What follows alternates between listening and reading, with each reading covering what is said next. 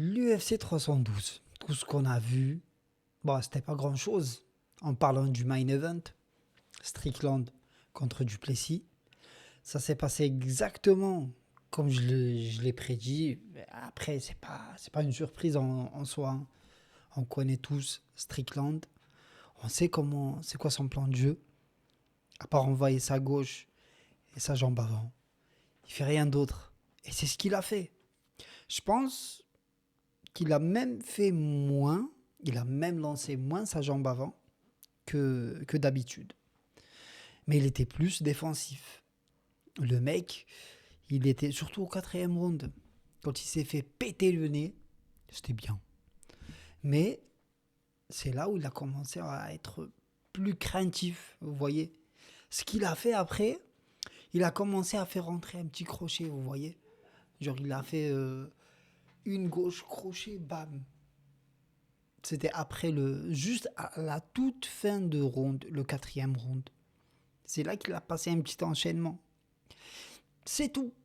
C'est tout ce qu'il a fait. Après, c'était ennuyeux comme jamais. Après, voilà, hein, c'est comme je vous ai dit déjà, c'est pas une surprise. C'est Strickland. Et même Duplessis, vu que Strickland est rentré exactement avec la même combine que le combat précédent, bien sûr, il a une longueur d'avance sur lui. À part qu'il va tenter 2 ou 3 trucs en contre, il va rien faire. Que des jabs, que des jabs. Parce qu'il y a un proverbe en boxe qui dit avec ta droite, tu fais le tour de ton quartier, mais avec ton jab, tu fais le tour du monde. Eh ben, ça représente parfaitement Strickland. Lui, il va que avec son jab et un petit peu de front kick de temps en temps, c'est tout, pour gérer la distance.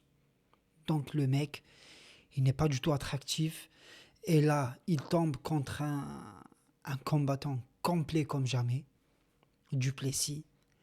Et franchement, il a des combines de ouf. Il peut taper en bas, il peut aller en single leg, il peut faire tout ce qu'il veut. Donc c'est pour ça que c'était plus dur pour Strickland, vous voyez, et qu'il était plus en défensif. Genre, c'est pas le gars qui va se mettre en danger. Il va pas se mettre en danger. Non. Oui, c'est un bagarreur, entre guillemets. Je le mets bien entre guillemets.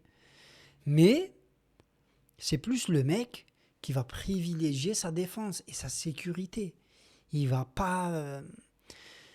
tu vois, il va pas rentrer dans le risque.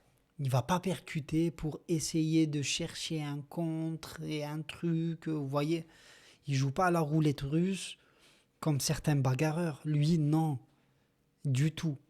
Et il sait très bien contre Duplessis, il peut pas trop s'aventurer dans ce genre de terrain.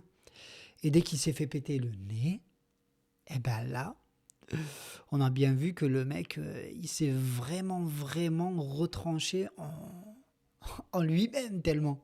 Vous voyez? Genre, il n'y avait rien. Juste, il se déplace. C'est tout. Et franchement, je m'attendais pas grand-chose de ce combat en vrai. Je m'attendais pas grand-chose. À part qu'on a vu Alexandre Topuria, le frère de Ilia Topuria. Que dire? Je pense qu'il aura un beau parcours en UFC. Et il y a aussi Kevin Jousset. Kevin Jousset, il est tombé contre un gaucher. Bon, si tu sais pas striker contre un gaucher, surtout que le gaucher contre qui il est tombé, il était très bon sur ses appuis. Si un gaucher, il est très bon sur ses appuis, n'essaye pas de boxer avec lui, n'essaye pas d'aller en striking, ça sert à rien. Et surtout que Kevin Jousset, sa base, c'est le judo. Donc, il va en judo. Je sais pas pourquoi il n'est pas parti en judo, même pour récupérer, parce que il était sonné. Voilà, sur certains moments, il était sonné. Je vais en lutte. Mon domaine de prédilection. Je vais en lutte. Et là, je vais pouvoir récupérer. Pourquoi il n'a pas fait ça? Je comprends pas. Il aurait pu le soumettre, je vous le dis. Kevin Jousset, il aurait pu le soumettre. Pourquoi il a préféré striker contre un gaucher? Alors que lui, ce n'est pas un striker. C'est une énigme. Son coin, je sais pas, peut-être que son coin lui criait ouais, vas-y, on lutte, mais lui, il a préféré striker. J'en sais rien. Mais je pense que il aurait dû juste aller en lutte.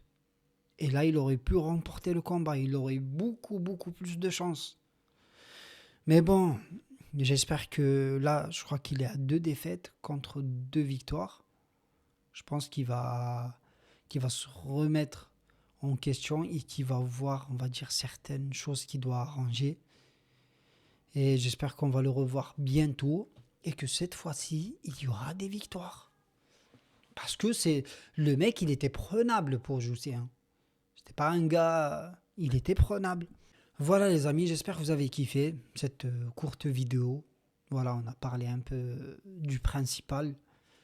Et on revient très très bientôt. Il y a du lourd qui va arriver.